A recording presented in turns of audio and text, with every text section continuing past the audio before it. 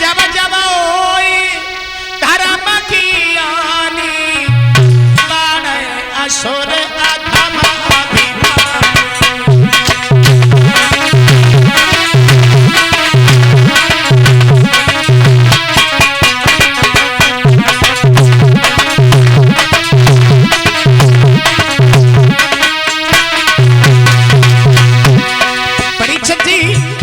भगवान किस लिए आए जरा गौर करें।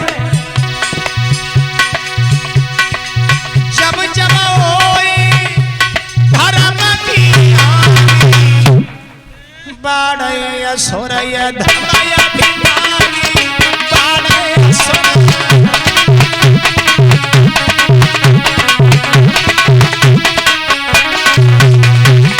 लाला तब तब धरे प्रभु की शरीरा अरे नाथ मम सज्जन पीरा।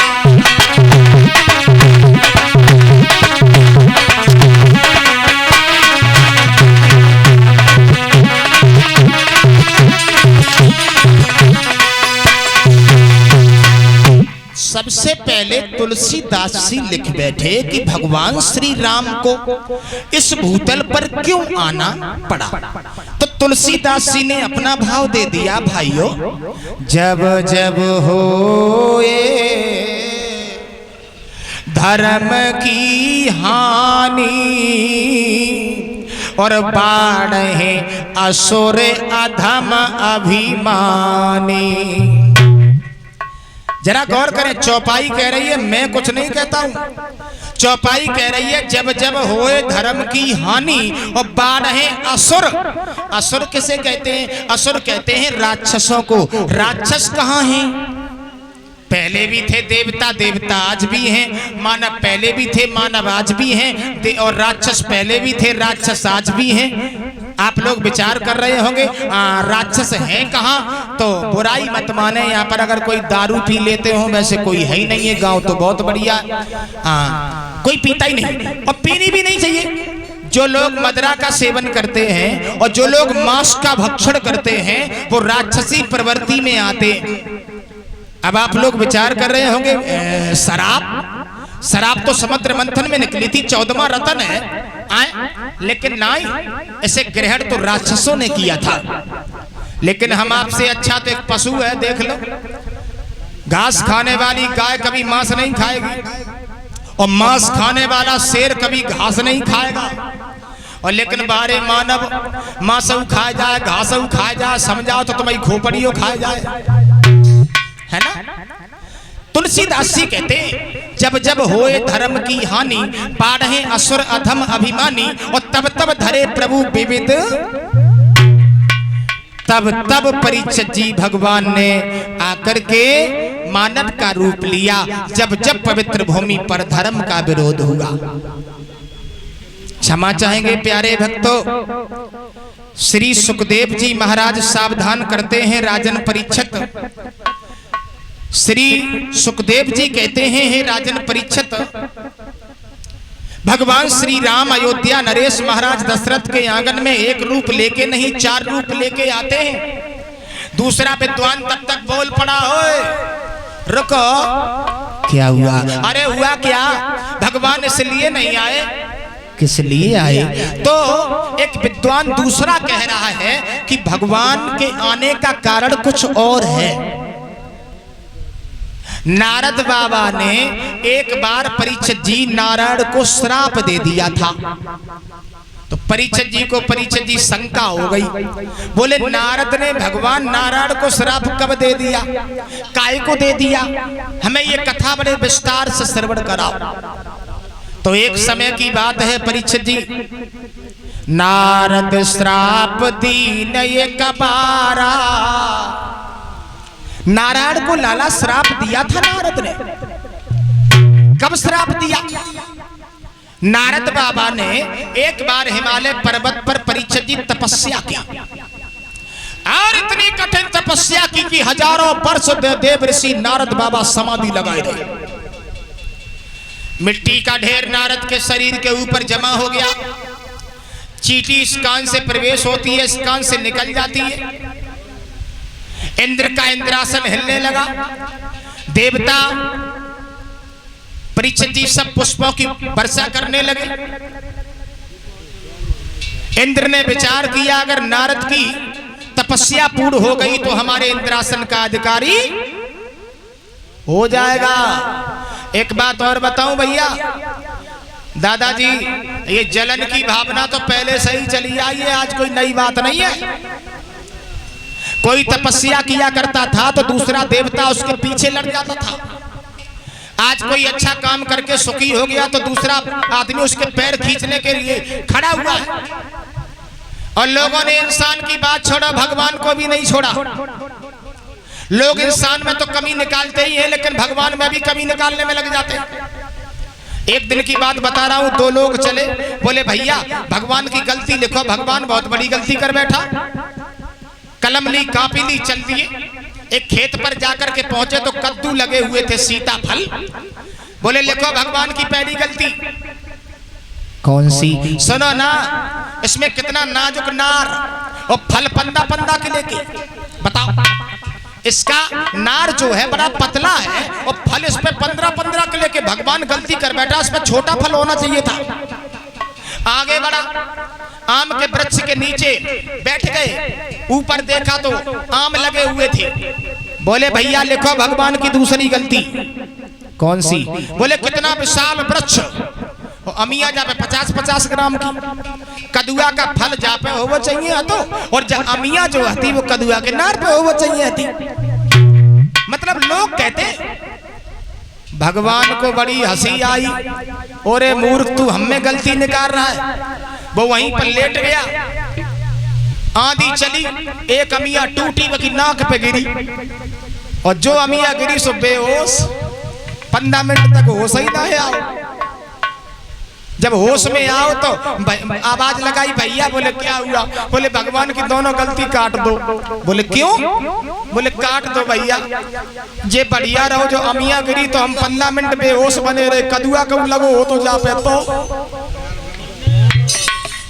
अब विचार लगाओ, इंसान में गलती तो निकालते ही, भगवान में भी निकालने में लग जाते। नारद बाबा ने तपस्या की, इंद्र घबराने लगा, सोचने लगा हम नारद की तपस्या पूर्ण नहीं होने देंगे। तो नारद बाबा ने परीक्षित जी इतनी तपस्या की, हवाएं भी चलना बंद हो गई। इंद्र ने तपस्या को डिगाने के लिए कामदेव को बुलाया। कामदेव कहिए महाराज इधर आ। क्या करें? चले जाओ तुम। कहाँ? नारद की तपस्या को डिगा के आओ। मतलब ये है वो हमारे इंद्रासन को छीनना चाहता है। अप्सराओं को ले जाओ, अप्सराएं नाचेंगी, चुनरिया लहराएंगी, गंधर्व बाजा बजाएंगे, और तुम उनके ऊपर असर दिखाना। नारद तपस्या में टिक जाएगा, और जब टिक जाएगा तो हमारा इंद्रासन बच जाएगा। मौकी और क्या देख रहे हो, जाओ। तो परीक्षित जी आज कामदेव इंद्र के कहने पर चला है, जरा गौर करें भैया। महाराज इंद्र के कहने पे और रंभा कौतुक दिखलाती है।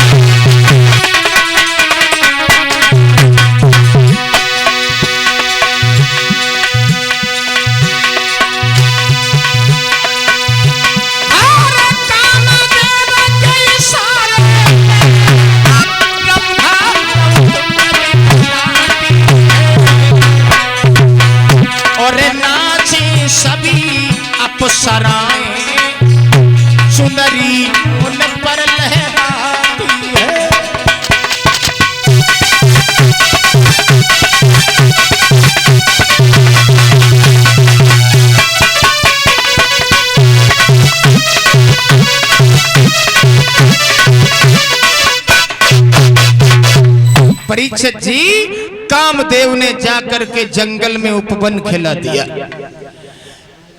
बहुत सुंदर उपवन खिला हुआ है। अप्सराएं परीक्षित जी गीत गा रही है, नाच रही है, अपनी चुनरिया लहरा रही है, और कामदेव चोटी से एड़ी तक ताकत लगा रहा है। लेकिन भगवान की कृपा से नारद ने आंखें नहीं खोली, और जब आंखें नहीं खोली तो कामदेव की पेश नारद के ऊपर नहीं गई। अंत में कामदेव उतर के नीचे खड़ा हो गया। एकदम से नारद के नेत्र खुल गए, और जो नेत्र खुले तो नारद की आंखों से लाल लाल लहू के कतरे निकलने लगे। कामदेव ने हाथ जोड़े, भैया महात्मा जी मुझे माफ कर देना, हमारी कोई गलती नहीं है, मुझे इंद्र ने भेजा था, इसलिए हम तुम्हारी तपस्या को डिगाने को आए थे। नारद बोले, कामदेव कहिए महाराज। कोई बात नहीं, तुम्हारा काम था वो तुमने किया, हमारा काम था वो हमने किया। अब हम तुम्हें भस्म नहीं करेंगे, क्योंकि हमें क्रोध बहुत आता है, भस्म जल्दी कर देते हैं। सुनो ना, अब तुम जाओ, ठीक है ना। इधर से कामदेव चला आया, और इधर परीक्षित जी देव ऋषि नारद बाबा को अहंकार हो गया। देव ऋषि नारद बाबा खड़े हो गए। अब हमारे समान इस दुनिया में कोई बाल ब्रह्मचारी नहीं है, हमारे समान इस दुनिया में कोई बाल ब्रह्मचारी नहीं है। मैंने कामदेव को जीत लिया, बच्चा बच्चा हमारी प्रशंसा कर रहा है। सब लोग हमारे गुणगान गा रहे हैं, हमारे समान कोई बाल ब्रह्मचारी नहीं है। हमारी बराबरी कोई कर सकता है क्या? नहीं कर सकता है। देव ऋषि नारद बाबा खड़े हो गए। परीक्षित जी, नारद के मुखारविंद से एक ही शब्द निकलता है, मैं। और जिसके मुखारविंद से मैं का शब्द निकल गया वो दुनिया में रहा नहीं, क्योंकि मैं का शब्द अहंकारी शब्द है। जो लोग घमंड करते हैं, अहंकार करते हैं, परीक्षित जी वो दुनिया में रहे नहीं, क्योंकि भगवान घमंड का ही भोजन करते हैं। एक बात मैं आपको और बता दूं, जरा गौर करें। मैं का शब्द निकलता है बकरिया के मुंह से, मैं।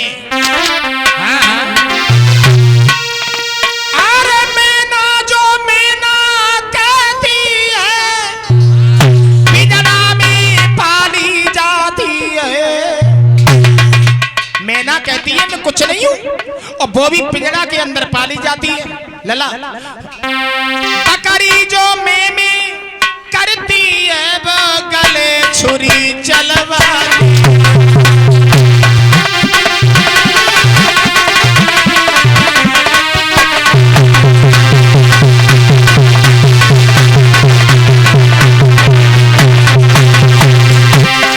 मैना कहती है मैं कुछ नहीं हूं, आहा पिंजरा के अंदर फंस जाती है भाइयों। और बकरिया कहती है मैं, आहा उसके गर्दन पर छुरी रखी जाती है। जरा गौर करें, जो बकरी कहती थी मैं, वो ही अंत में भगवान का नाम लेती है। जरा गौर करें।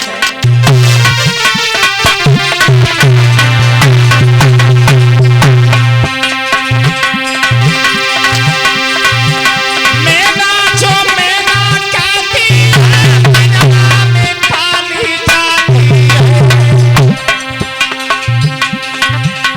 बकरी जो में करती है, वो गले छुरी चलवाती है।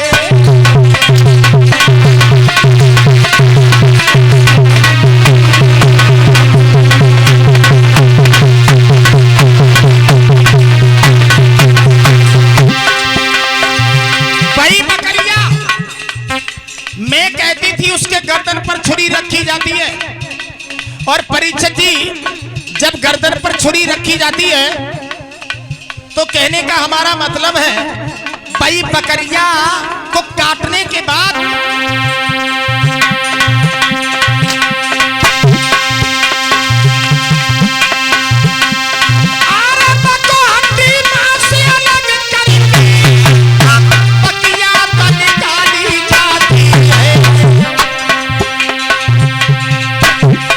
उसिया तक ही ओ भैया ये कत्तात बनाई जाती है।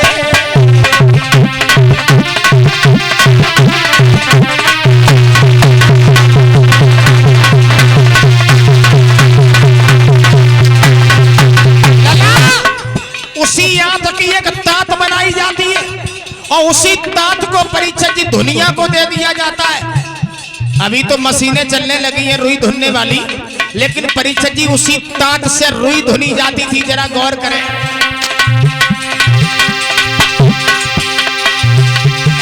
उसी तात को लेकर के दुनिया को दे दी जाती, दुनिया का डंडा पड़ता है तब तू ही गाती है।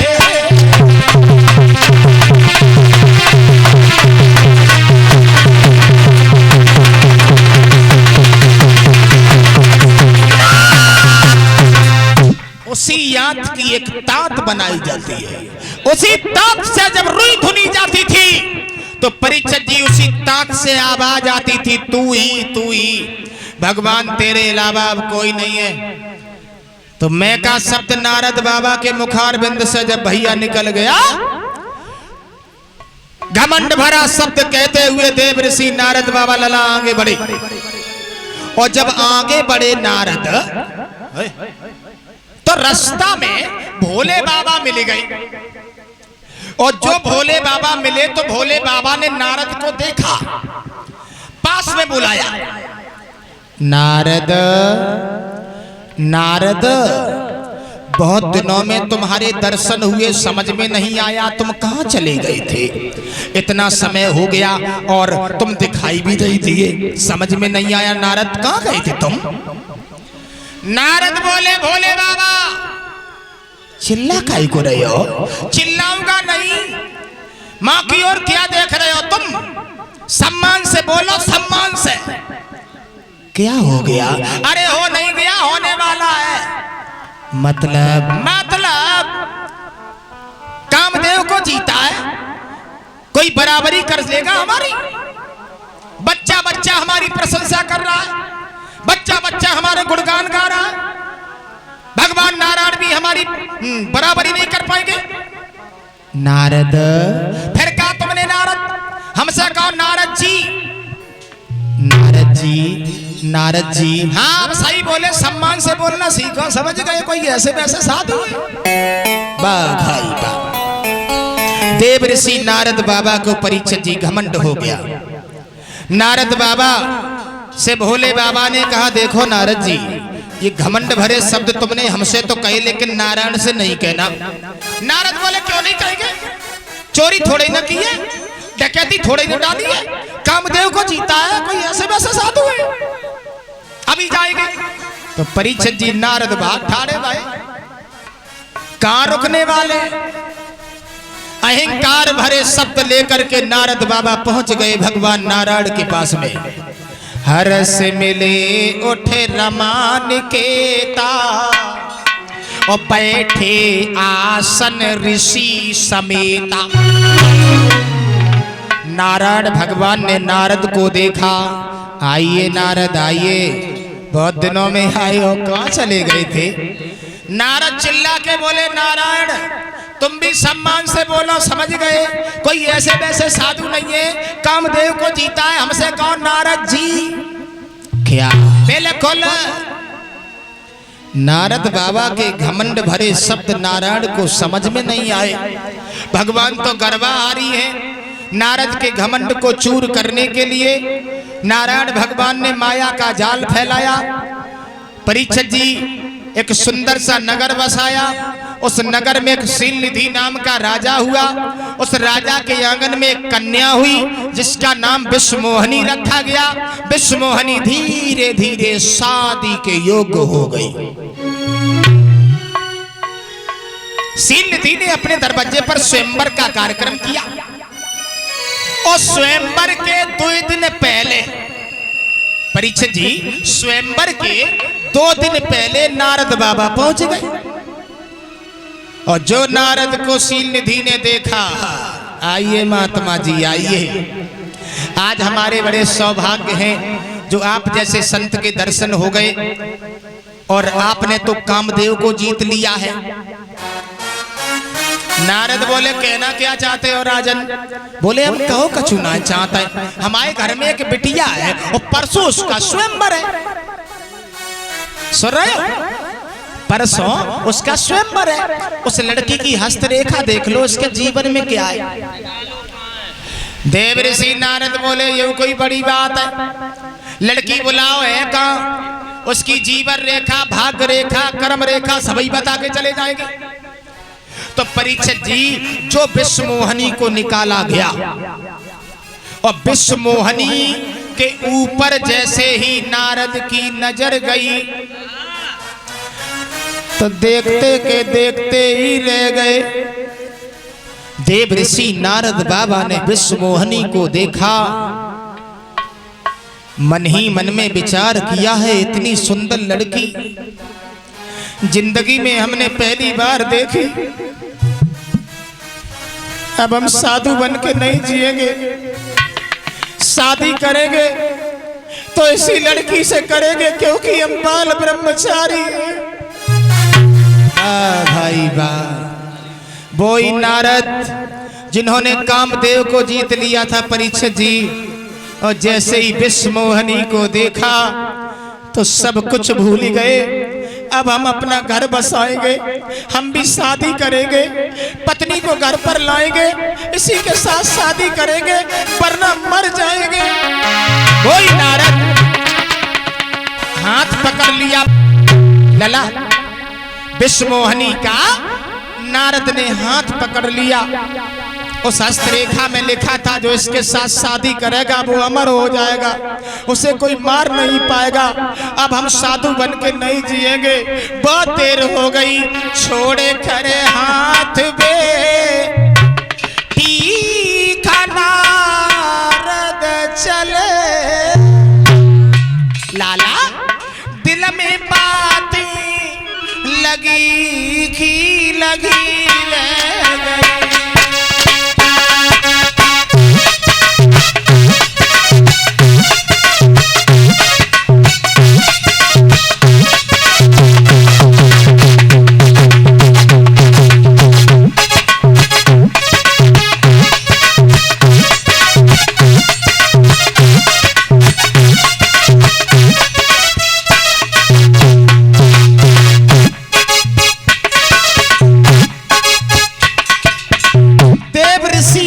बाबा ने विश्वमोहनी के हाथ को छोड़ दिया।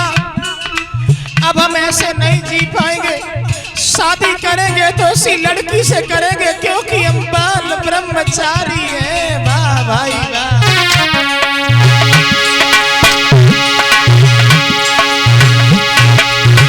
छोड़े कर हाथ बेटी नारद चले, दिल में बातें लगी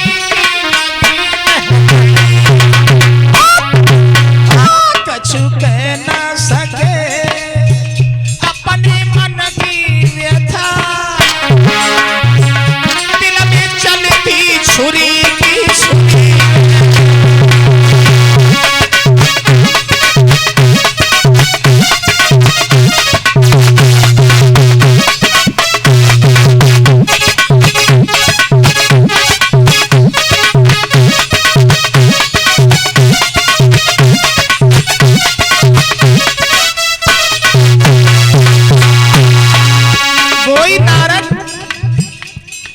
विश्वमोहनी के भविष्य को देखने को गए थे लला।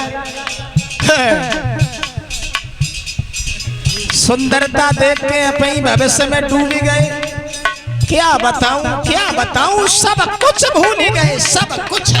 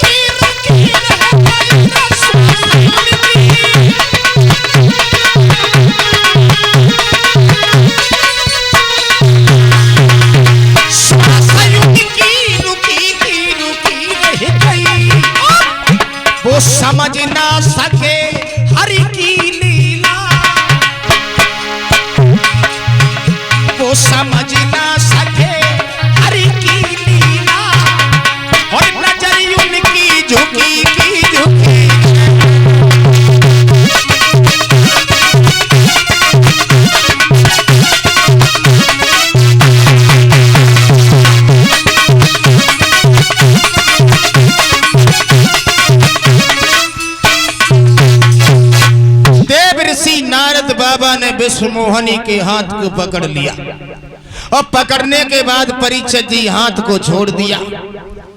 विचार एक ही आता है कि अब हम साधु बन के देखो, अब नहीं जी पाएंगे, बहुत दिन हो गए साधु बने बने, हम भी अपना परिवार बसाएंगे, क्या पागल है? घर बसाएंगे, शादी करेंगे, बच्चे होंगे, परिवार बढ़ेगा, ऐसे वैसे साधु है। वाह भाई वाह।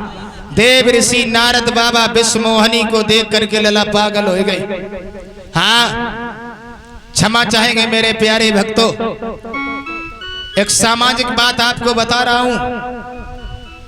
देव ऋषि नारद बाबा ही नहीं, अरे हमारी आपकी बात छोड़ो, बड़े बड़े ऋषि, बड़े बड़े मुनि, ब्रह्मा विष्णु महेश नारी के चक्कर में, आहा आइए, अरे क्या छुपा दिया हर नारी में, और जो नहीं देखने में आता है, और नारी के आगे सूरवीर बलवान तलक झुक जाता है।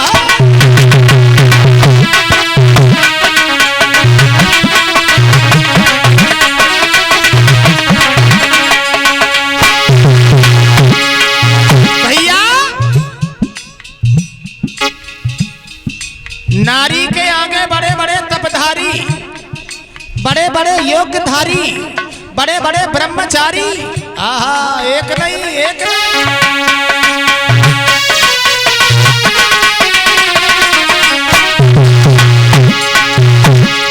लला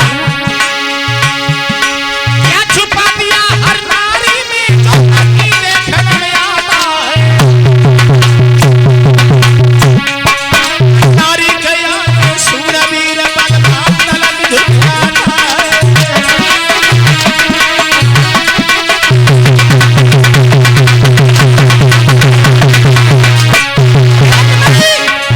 अरे मेरी बात छोड़ो, अपनी बात छोड़ो, विश्वामित्र मेनका के सरोवर के बीच में विश्वामित्र मेनका के पीछे कन्वा आश्रम में पागल हो गए थे, पागल पागल।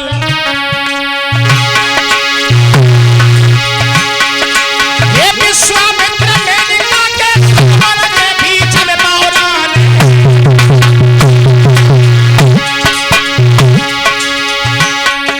नारद बाबा मोहनी के पीछे लहुआ हुई है दीवान।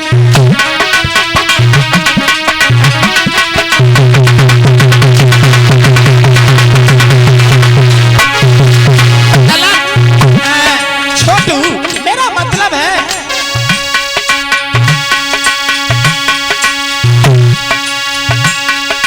देखा जब इंद्र हिल्या को बियाही थोड़ी अपनी नारी, देखो नीच चंद्रमा को जो गुरु की ने भागो नारी।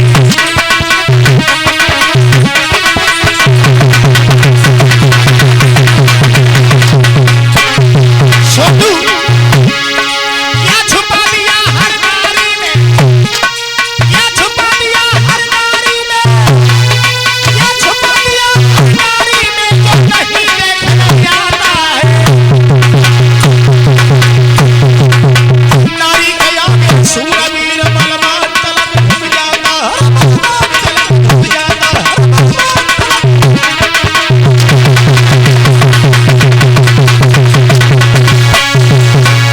बड़े बड़े ब्रह्मचारी देव ऋषि नारद बाबा परीक्षित जी मोहनी के चक्कर में फंस गए।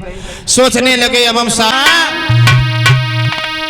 अरे दिन में पर न चैनो और राती को नींद न आती है।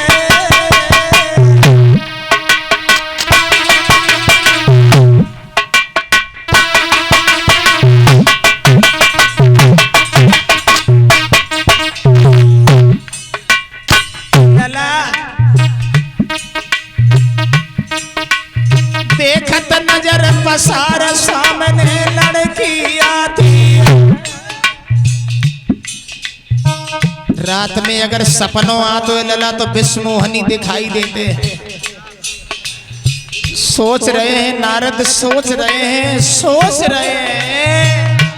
आराम अब खाना पीना और सोचे नारद बिन लड़की के अब न जीना गरीबों की सदनया विश्व मोहनी दुल्हन बन मेरे घर में आवेगी। नारद का कोई दोष नहीं था लला विमल प्रेम बुरी जंजीर वीर तुम झूठ मथिर माना जाति का छुपे सबरी बीमारी जय जाना अरे हमेशा दिल पे दिल धड़के बुद्धि करे न काम कले जो बिना प्रेमी अरे हराम खाना पीना होवे और दिन में परे न चैन रात को नींद न आए।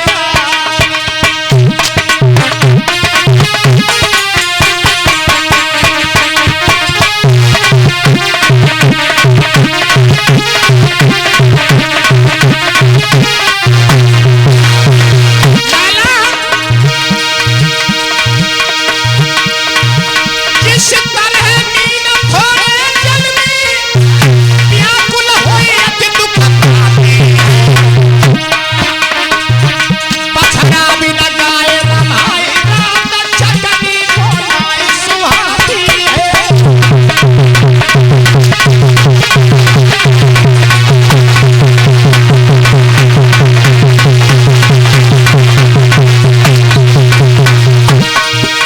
अंदर बाहर बहुत सामने तबीयत ऐसी घबराती है प्रेमी लोगन की हालत कछु ऐसी हुई जाती है।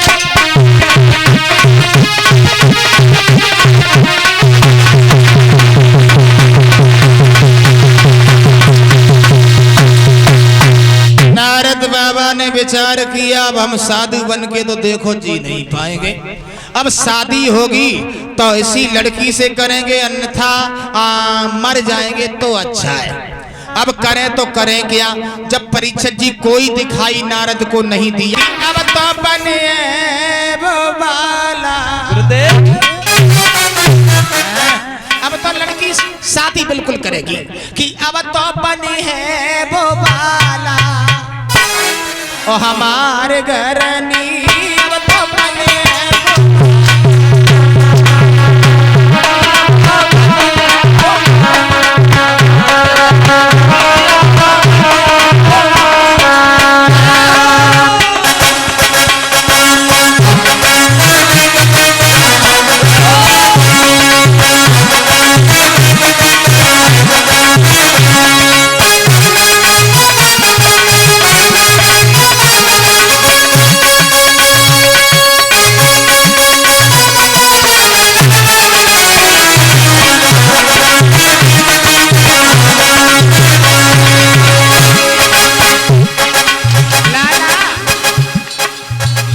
लड़की हमारी दुल्हन बनेगी, बिल्कुल बनेगी।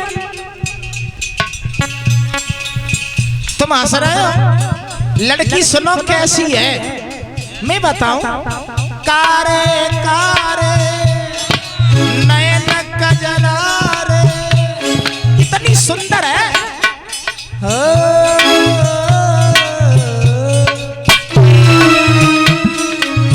कारे कारे पके नैन कजरा रे जैसे नागिन कारी इतनी सुंदर है देख के सब और तारीफ करे।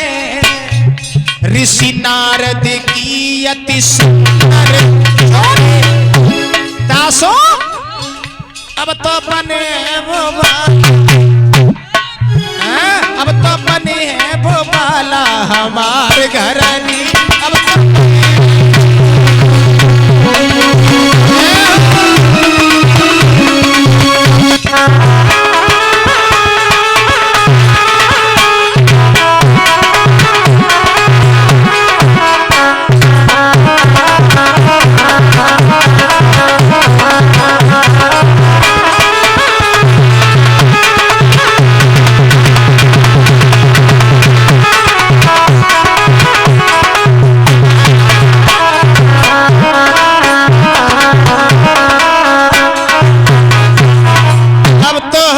विश्व मोहनी हमारी दुल्हन बन करके अवश्य आएगी।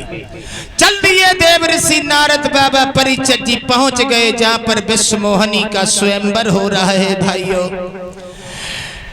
और बड़े बड़े राजा महाराजा महाराज उस दरबार में बैठे हुए हैं। नारद बाबा ने कुर्सी उठाई और सबसे आगे ही डाल ली, बोले निकले तो हिम्मा और सबसे सुंदर हम हैं, जयमाला हमारे डालेगी और नारद बाबा कुन्नी से धीरे से निकल जाएंगे, है ना। कुर्सी उठाई बैठ गए, उधर से विश्व मोहनी जयमाला लेके निकली तो नारद की ओर एक बार तो नजर गई, दूसरी बार चितइयों ना, बोले जो बंदर कहां से आओ। पीछे भगवान भेष छुपा के बैठे हुए थे, उन्हीं के गर्दन में जाकर के जयमाला डाल दी। और जो जयमाला डाली तो परीक्षित जी नारद के शरीर में आग लग गई। आप ही बताओ, कोई ब्याह करन जाए और दूसरों कोई कल ले जाए तो मुसीबत तो है ही। देव ऋषि नारद बाबा खड़े हो गए। लड़की बिल्कुल पागल, लड़की बिल्कुल पागल, ये रूप की पहचान नहीं जानती, इसे ये नहीं मालूम यह सुंदर कौन है। वाह भाई वाह। परीक्षित जी भगवान नारायण ने ऐसा जाल बिछाया जो नारद बाबा का घमंड चूर चूर करने के लिए भोले बाबा के गढ़ बैठे हुए थे वो हंसने लगे।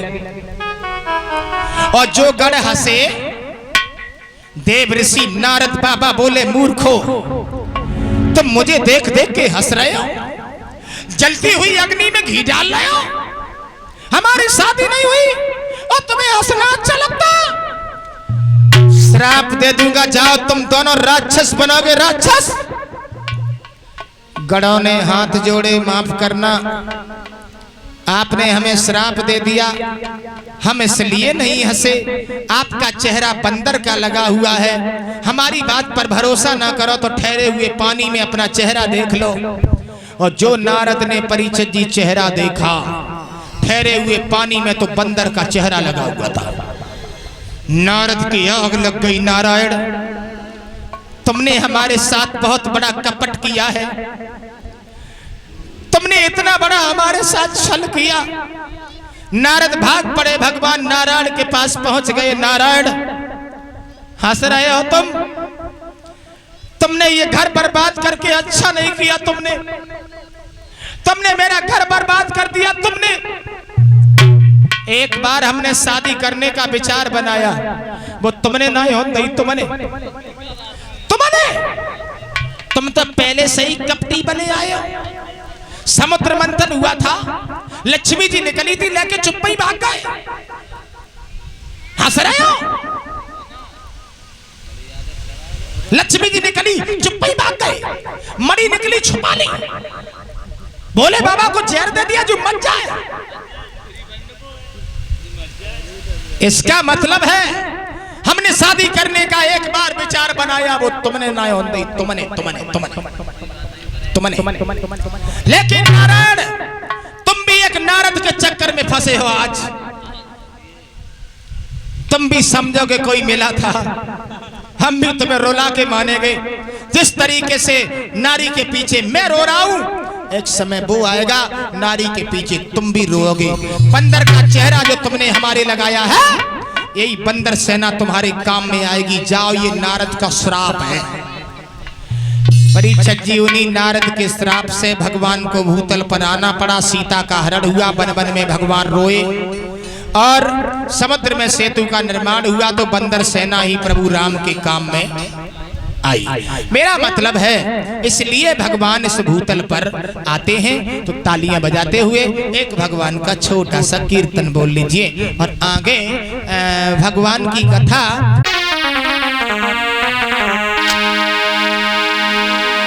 हो बारिशी उमरिया और धादी सी सुंदरिया,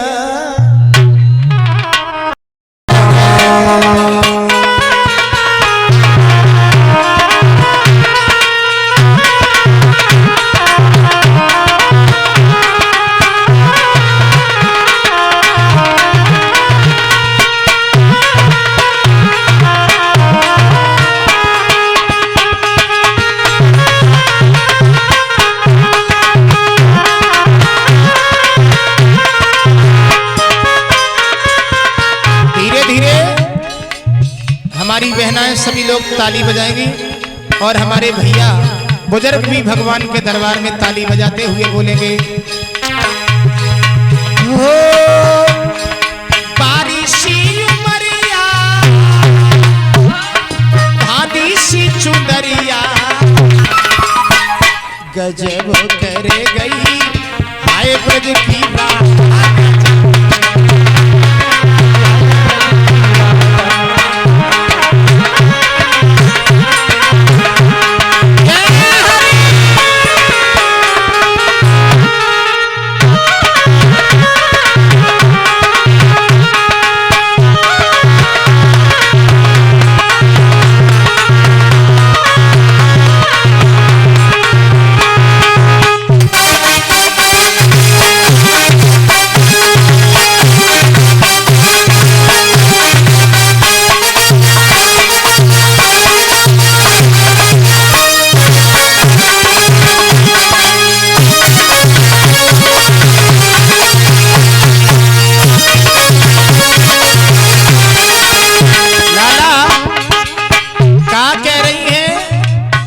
गोपियां बेटा और ये हार डाल करके हमारा सम्मान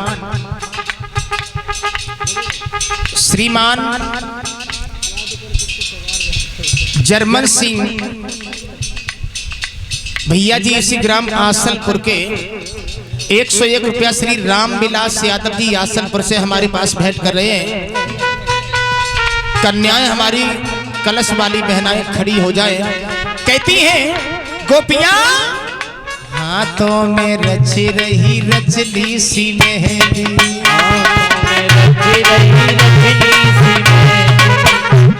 क्या कह रही है लाला? हाथों में रच रही रचली सी मेहंदी,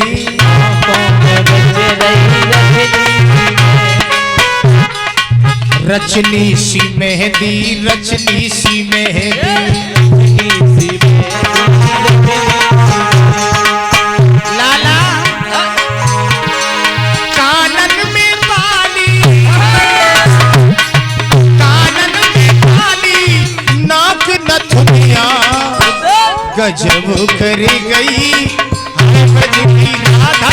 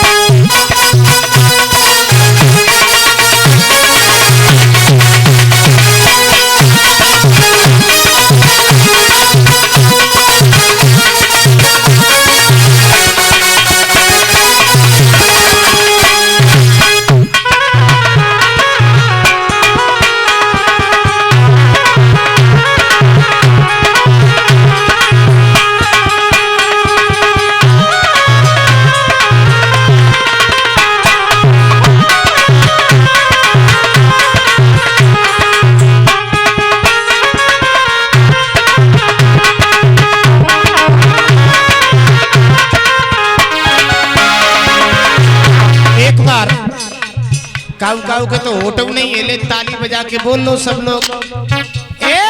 यमुना किनारे मेरो यमुना किनारे मेरो रसीले आए जाइए।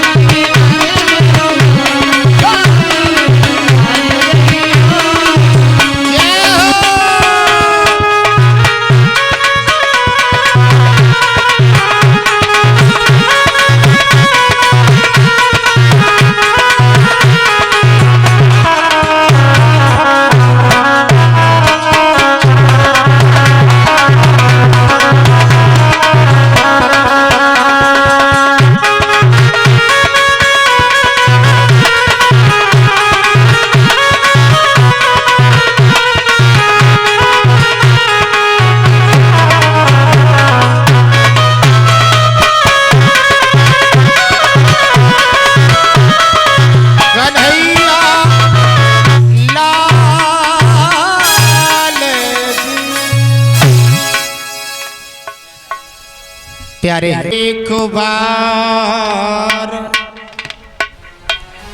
दशरथ मन माही भई गिलाने मोरे सुत नाही। एक बार महाराज दशरथ को गिलानी हुई कि हमारे कोई पुत्र, अब एक बार गिलानी हुई, परीक्षित जी बार बार गिलानी क्यों नहीं हुई? और जब एक बार हुई तो कौन से बार हुई? भैया तो तुलसीदास जी कहते हैं एक बार महाराज दशरथ एक हिरण का पीछा कर रहे थे। बोले दूर जाकर के हिरण खड़ा हो गया और हिरण आवाज लगाने लगा, दशरथ तुम हमें मार नहीं पाओगे। क्यों? कि जिन राजा के सुत ना होई,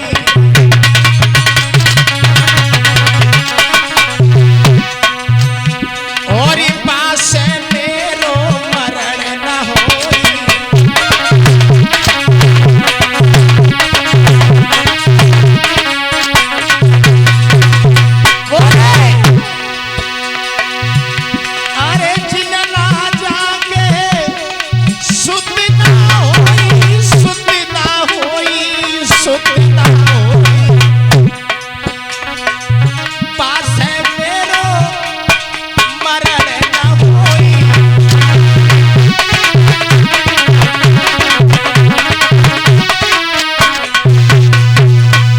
आवाज लगाई दशरथ, तुम हमें कभी नहीं मार पाओगे, क्योंकि जिन राजा के सुत ना होई और बासे मेरो मरण ना, तुम संतानहीन हो, तुम्हारे कोई बालक नहीं है, इसलिए तुम हमें कभी नहीं मार पाओगे। तो परीक्षित जी उसी समय महाराज दशरथ को गिलानी हुई। एक बार दशरथ मन माही भई गिलान मोरे सुत नाही। हमारे कोई बालक नहीं है। तो परीक्षित जी दशरथ के आंखों से आंसू निकल आए। हमारे आंगन में 3-3 लालिया, लेकिन एक भी बालक नहीं है। और मैंने आपको बताया था परीक्षित जी कि भगवान ने सर्व सुख किसी को भी नहीं दिया। किसी के पास में संतान है तो संतान से दुखी है, किसी के पास में संतान नहीं है तो संतान के लिए दुखी है, किसी के पास अगर भूख है तो भोजन नहीं है, और किसी के पास अगर भोजन है तो भूख नहीं है। कोई तन दुखी, कोई मन दुखी, कोई शरीर से दुखी है।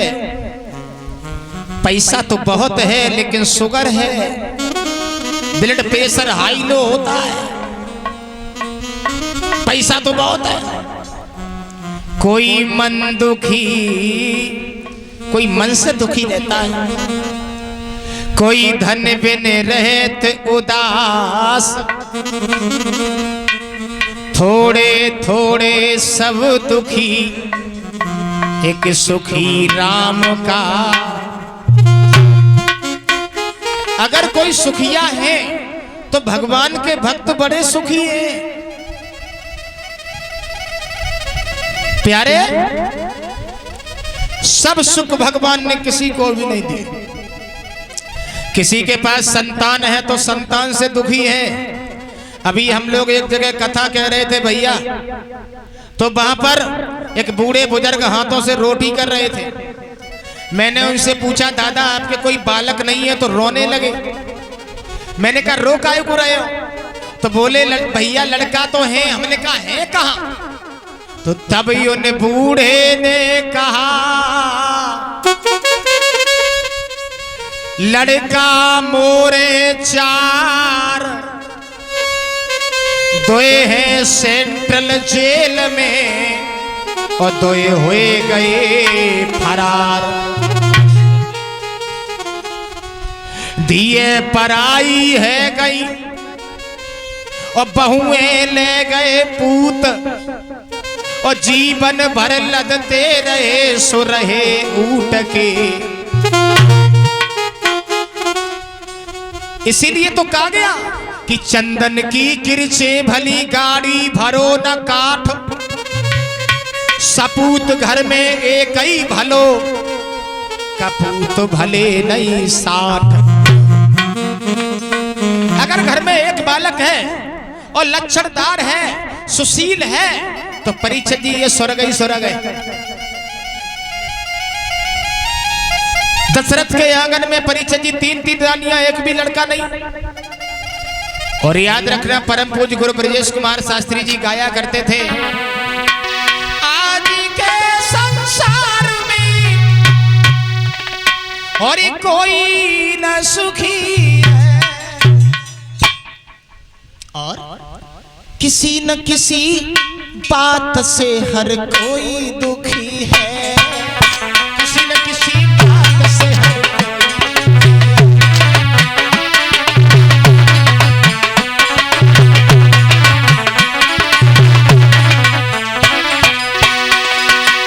एक न एक दुख, मेरा मतलब है एक न एक कष्ट। कोई अधिकारी से दुखी है, तो कोई बीमारी से दुखी है, कोई अपनी घरवारी से दुखी है, तो कोई सारी से दुखी है। मेरा मतलब है कोई न कोई कष्ट।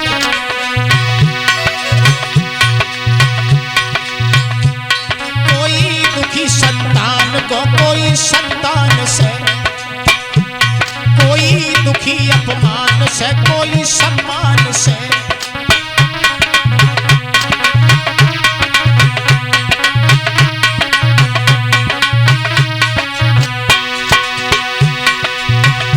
मतलब है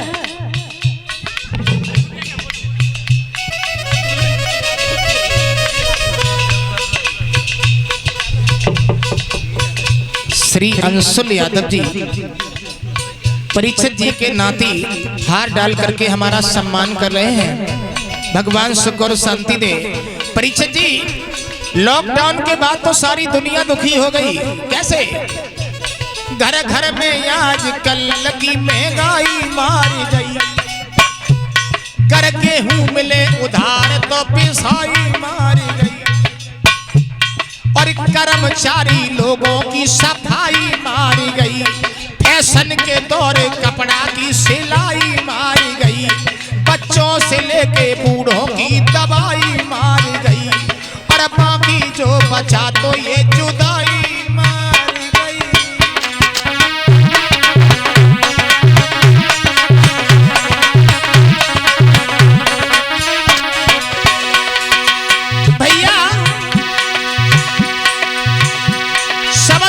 से न होते बड़ा दुख शरीर का, और भोगता है प्राणी फल अपनी तकदीर का।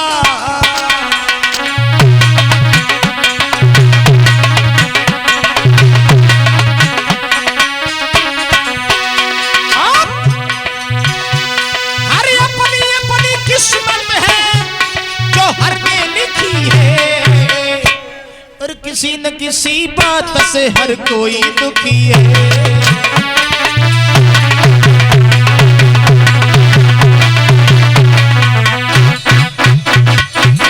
एक न एक कष्ट हर किसी के पीछे लगा हुआ है। मेरे प्यारे दशरथ महाराज के आंखों में आंसू गुरु वशिष्ठ महाराज के पास में पहुंच जाते हैं, और परीक्षित जी गुरु जी के सामने महाराज दशरथ आंखों में आंसू लेकर के फपक फपक करके रोने लगे, बुरी तरह से रोने लगे। दशरथ महाराज से गुरु वशिष्ठ महाराज ने कहा, दशरथ क्या हो गया,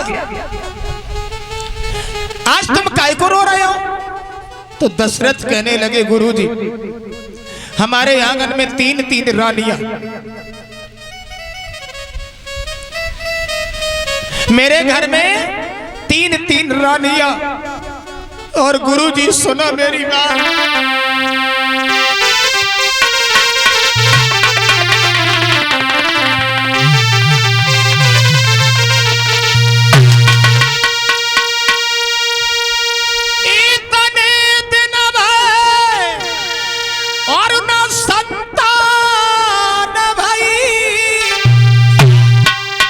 दुनिया सवासी उड़ाती है गुरुदेव, लोग हमें निवल बतलाते हैं मेरी रानी बाज गाती है।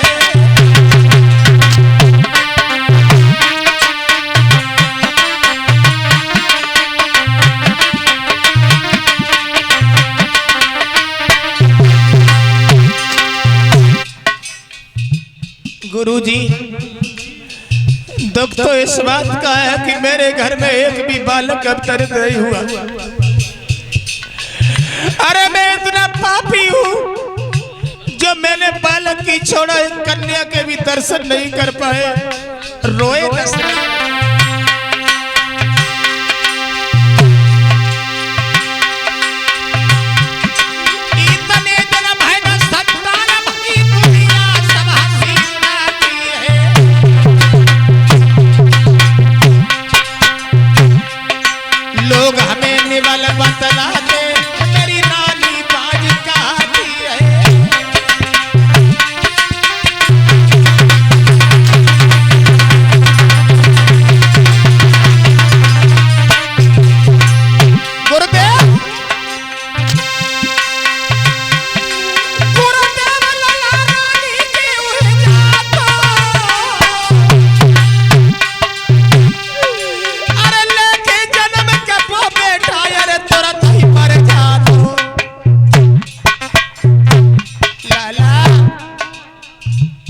सोई सुन के इतनी बात गुरु ने कही कलाई है। सोई सुन के इतनी बात।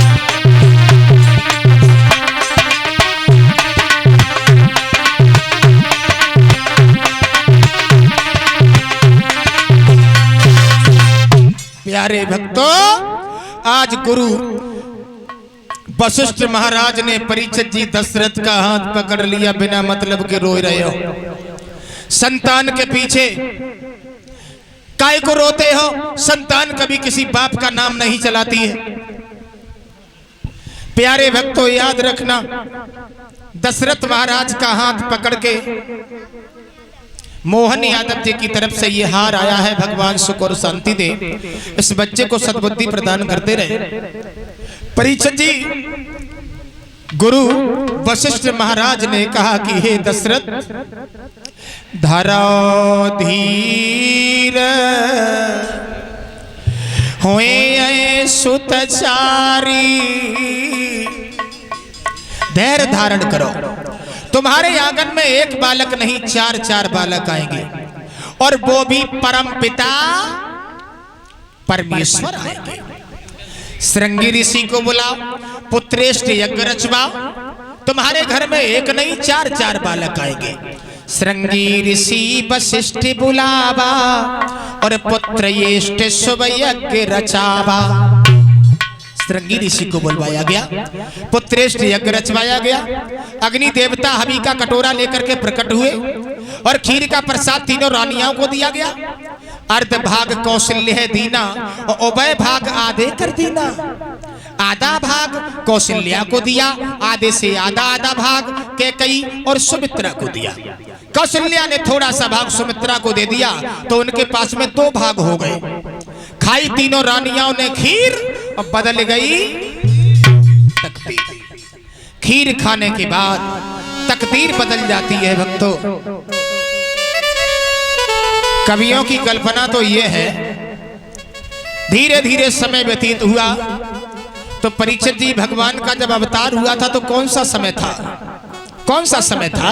जरा गौर करो।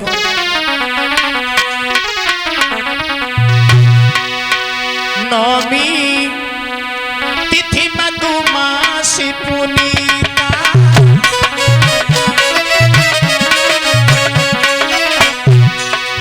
शुक्ल पक्ष अवजिति हरि प्रीता सीता राम जी की जय।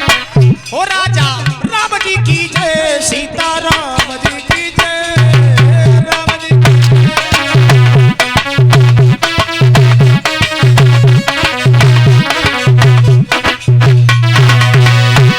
लाला मध्य दिवसी अति शीत लगावा, पावन काल लोक विसरामा, सीता राम हरे राजा राम हरे, सीता राम हरे राम हरे।